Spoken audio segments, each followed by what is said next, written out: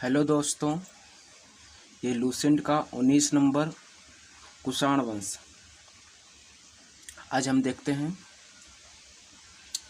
पहलव के बाद पहलव के बाद कुषाण आए, जो यूची एवं तोखरी भी कहलाते हैं। सूची नामक एक कबीला 5 कुलों में बढ़ गया। कौन? सूची नामक एक कबीला 5 कुलों में बढ़ गया था। उन्हीं में एक कुल थे कुषाण। कौन थे? कुषाण। कुषाण वंश के संस्थापक कुजुल कडिफिसेस था। इस वंश का सबसे प्रतापी राजा कनिष्क था। कौन था? कनिष्क। इसकी राजधानी पुरुषपुर या पेशावर थी। कहाँ? इसकी राजधानी क्या थी? इसकी राजधानी पुरुषपुर या पेशावर थी।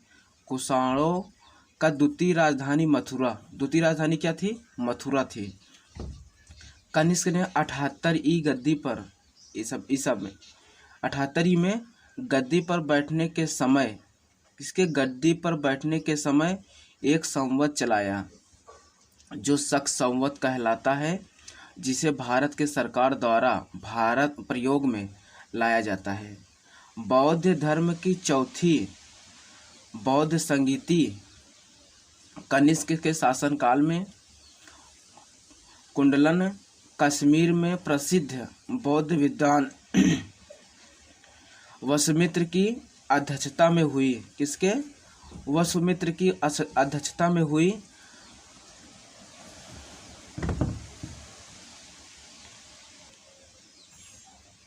कनिष्क बौद्ध धर्म के महायान संप्रदाय के अनुयायी था।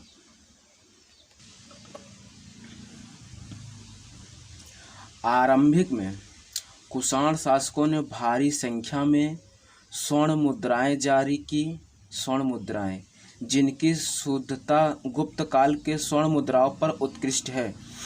कनिष्क की राजवैद आयुर्वेदिक में विख्यात विद्वान चरम पर था। कौन विख्यात विद्वान? चरम पर था, जिसने चरक संहिता की रचना की। महाविषाण सूत्र के रचनाकार वसुमित्र है। इसे ही बौद्ध धर्म का विश्वकोश कहा जाता है। कनिष्क के राज कवि अश्वघोष ने बौद्धों को रामायण बुद्धचरित के नाम रचना की। बुद्धचरित की रचना की। वसुमित्र पार्श्व नागार्जुन महाचिचते और संघरक्षक के कनिष्क के दरबार के विभूषित थे। भारत के आइंस्टीन नागार्जुन को कहा जाता है। इनकी पुस्तक माध्यमिक सूत्र। इस पुस्तक में नागार्जुन ने सापेक्षता का सिद्धांत प्रस्तुत किया था। कनिष्क की मृत्यु किसकी? कनिष्क की मृत्यु 102 ई में हो गई। कुषाण वंश की अंतिम शासक वासुदेव था। नोट है, कुषाण राजा देवपुत्र कहलाते थे। किसके? कुषाण राजा ने देवपुत्र कहलाते थे। कुषाण राजा ने देवपुत्र कहलाते थे। ये उपाधि कुषाणों ने चीनियों से ली।